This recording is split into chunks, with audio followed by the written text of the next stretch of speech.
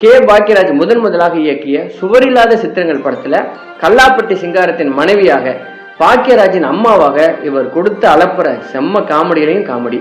இன்று போய் நாளை வா உள்ளிட்ட படங்களில் எல்லாம் இவரும் தனித்து தெரிந்தார். இவர் நடிப்பும் புதுபாணி அப்படின்னு பெயர் எடுத்தது மளமளவன படங்கள் இவருக்கு குவிய தொடங்கி இருக்குது. முன்னதாக சட்டமன் கையில் படத்துல கமலுக்கு அம்மாவாக, அசோகனுக்கு மனைவியாக, குடிசேவாள் பெண்மணியாக வெளுத்து கட்டியிருப்பார் நடிகை காந்திமதி.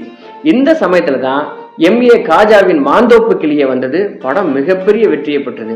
தமிழகத்தின் பட்டி தொட்டிகள்ல, வீடுகளில் நடைபெறும் விசேஷங்கள்ல, லவுட் ஸ்பீக்கர்ல மாந்தோப்பு கிளியே காமெடியும் 16 வயது நிலைய ஒளிச்சித்திரமும் ஓடின. ஊரே அமைதியாக கேட்டு ரசிச்சது. கஞ்ச காமெடியை கேட்டு வெடித்து சிரித்தது அப்படிதான் சொல்லணும். சுருளிராஜன் காந்திமதி இல்லைன்னா மாந்தோப்பு கிளியே வெற்றி படமாக அமைந்திருக்காது. அன்றைக்கும் இன்றைக்கும் என்றைக்குமே இதை பத்தி இந்த தமிழ் சினிமா திரையுலகில் இருக்கிற அந்த தயாரித்தவர்களும் அதுல வேலை செய்தவர்களும் அதை பதிவு பண்ணி